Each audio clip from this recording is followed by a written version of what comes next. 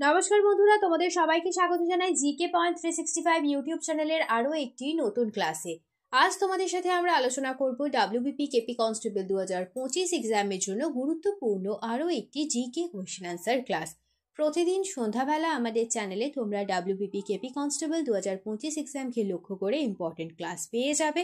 তো যারা প্রিপারেশন নিচ্ছ প্রতিদিন সন্ধ্যাবেলা অবশ্যই ক্লাসগুলি দেখতে থাকো।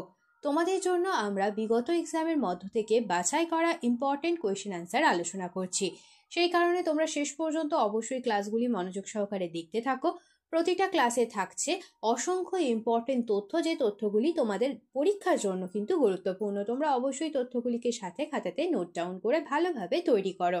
তোমরা প্রশ্ন চলাকালীন সঠিক উত্তর কি হতে পারে আমাদের কমেন্টে জানানোর চেষ্টা করো।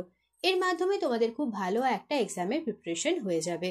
তো বেশি দেরি না করে আজকের ক্লাসটা আমরা স্টার্ট করে দিই। যদি তোমাদের ক্লাসটি ভালো লাগে তাহলে অবশ্যই একটি লাইক করো, সাথে তোমার বন্ধুদের সাথে ক্লাসটি শেয়ার করে দাও। এবং তোমরা যদি আমাদের চ্যানেলে নতুন হয়ে থাকো তাহলে অবশ্যই চ্যানেলটি সাবস্ক্রাইব করে পাশে থাকা বেল বাটনটা ক্লিক করে অল করে রাখো ফর অল নোটিফিকেশন। তাহলে চলো আজকের ক্লাসটা আমরা স্টার্ট করে দিই। কোন ভারতীয় বক্সার ভারতে একমাত্র বক্সার হিসাবে 6 বারের বিশ্ব বক্সিং চ্যাম্পিয়ন হয়ে ইতিহাস তৈরি করেছিলেন? সঠিক উত্তর হবে অপশন বি, তিনি হলেন মেরি কম। নেক্সট প্রশ্ন দেখি, অ্যানোডাইজিং প্রক্রিয়ায় কোন অ্যাসিড ব্যবহার করা হয়? অ্যানোডাইজিং যে প্রক্রিয়া, এই প্রক্রিয়ায় ব্যবহৃত হয় লঘু সালফিউরিক অ্যাসিড H2SO4, এটি ব্যবহৃত হয় অ্যানোডাইজিং প্রক্রিয়ায়। অপশন বি হবে সঠিক উত্তর। নেক্সট প্রশ্ন, উডের ডেসপ্যাচ নিচের কোন সংস্কারের সাথে সম্পর্কিত ছিল? উডের ডেসপ্যাচ এটি শিক্ষার সাথে সম্পর্কিত। উডের ডেসপ্যাচটি 1854 সালে প্রকাশ করেন। উডের ডেসপ্যাচ, চার্লস উড, তিনি উডের ডেসপ্যাচটি 1854 সালে প্রকাশ করেন। নেক্সট প্রশ্ন দেখি, সূর্যের চারিদিকে ঘুরে বেড়ানো ছোট ছোট পাথরের টুকরোগুলোকে কি বলা হয়? সূর্যের চারিদিকে ঘুরে বেড়ানো ছোট ছোট যে পাথরের টুকরো তাকে বলা হয় উল্কাপিণ্ড। নেক্সট প্রশ্ন দেখি, কোন সালে আকবর ও হেমুর মধ্যে পানিপথের দ্বিতীয় যুদ্ধ সংঘটিত হয়? আকবর ও হেমুর মধ্যে পানিপথের যে দ্বিতীয় যুদ্ধ হয়েছিল সেটি সংঘটিত হয়েছিল 1556 খ্রিস্টাব্দে। নেক্সট প্রশ্ন দেখি, কোন বিখ্যাত লেখিকা মাধবীকুট্টি ছদ্মনাম ব্যবহার করতেন? মাধবীকুট্টি এই ছদ্মনামটি ব্যবহার করতেন কমলা দাস। অপশন সি হবে এখানে সঠিক উত্তর।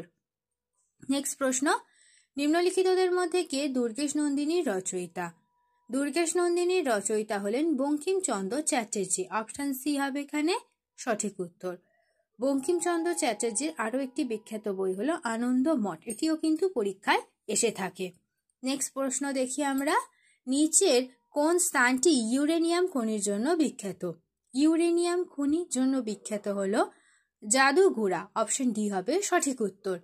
নেক্সট দেখি, নিম্নের কোনটিকে ভারতীয় সংবিধানের আত্মা বলে বর্ণনা করা হয়েছে? ভারতীয় সংবিধানের আত্মা বলে বর্ণনা করা হয়েছে মৌলিক অধিকারকে।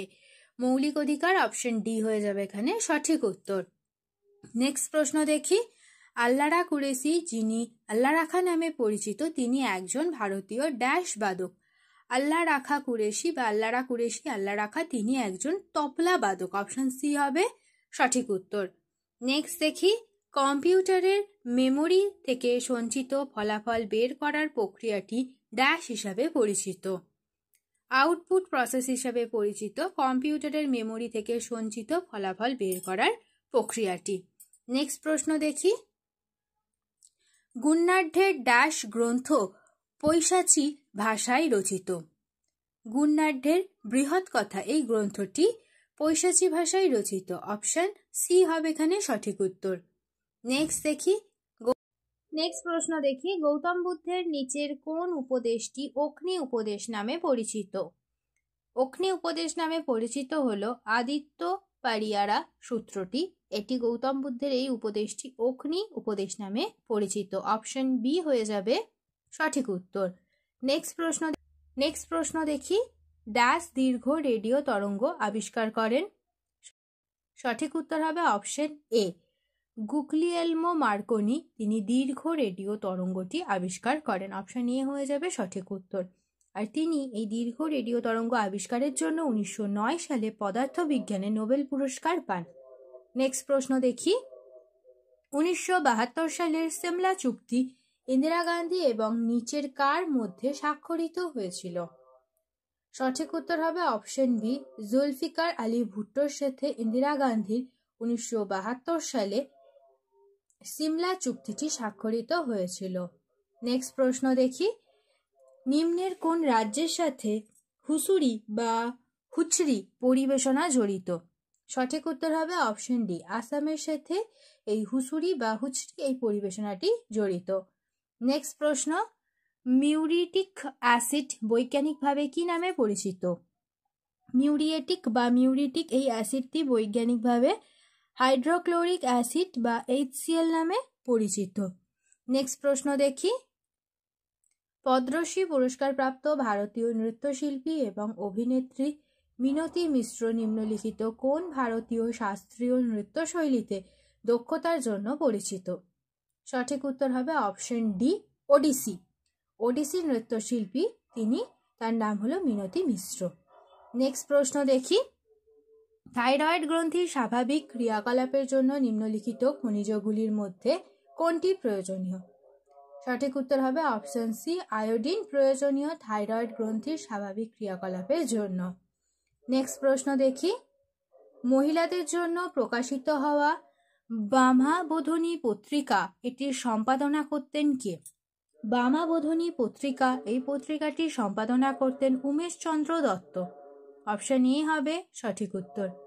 নেক্সট প্রশ্ন দেখি, নিম্নের কোনটি ভারতের মরুভূমি নয়? সঠিক উত্তর হবে অপশন সি, সিন্ধু উপত্যকা মরুভূমিটি ভারতের মরুভূমি নয়।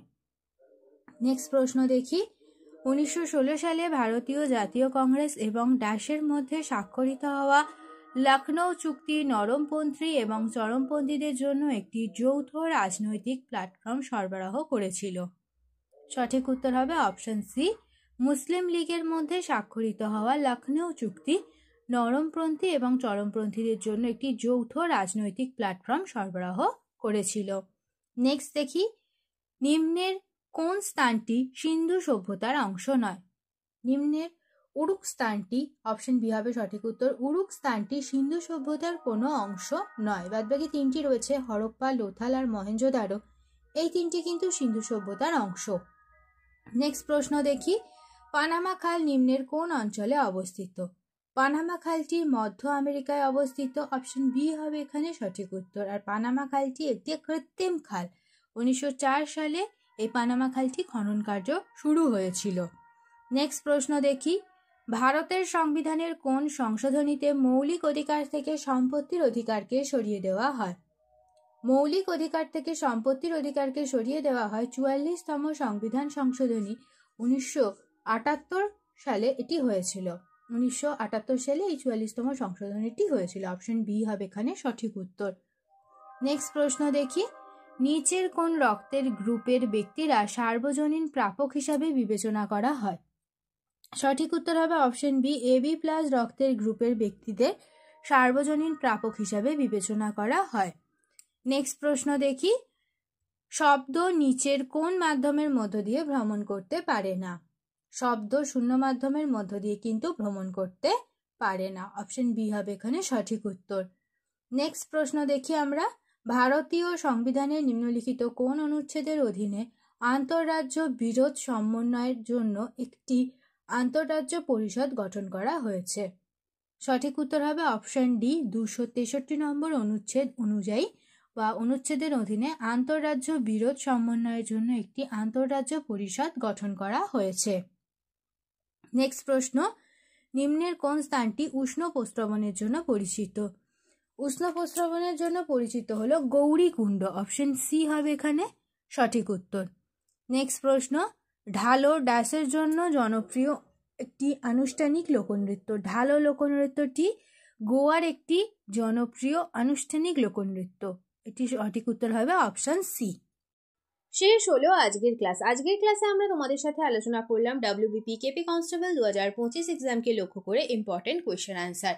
তো প্রতিদিন সন্ধ্যাবেলা তোমাদের জন্য আমরা নিয়ে চলে এসেছি WBP কেপি কনস্টেবল 2025 এক্সামের জন্য ইম্পর্টেন্ট জিকে কোয়েশ্চেন আনসারের ক্লাস। তাহলে প্রতিদিন সন্ধ্যাবেলা তোমরা অবশ্যই ক্লাসগুলি কন্টিনিউ দেখতে থাকো, স্কিপ করো না বা একটু মিস করে যেও না ভিডিওগুলি কিন্তু খুব গুরুত্বপূর্ণ। তোমরা অবশ্যই ক্লাসগুলি শেষ পর্যন্ত দেখতে থাকো।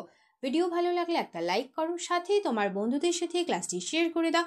আর তোমরা যদি এখনো পর্যন্ত আমাদের চ্যানেলটি সাবস্ক্রাইব করে না থাকো তাহলে অবশ্যই চ্যানেলটি সাবস্ক্রাইব করে পাশে থাকা বেল বাটনটা ক্লিক করে অল করে দাও ফর অল নোটিফিকেশন। তাহলে চলো দেখা হচ্ছে তোমাদের সাথে নেক্সট ক্লাসে।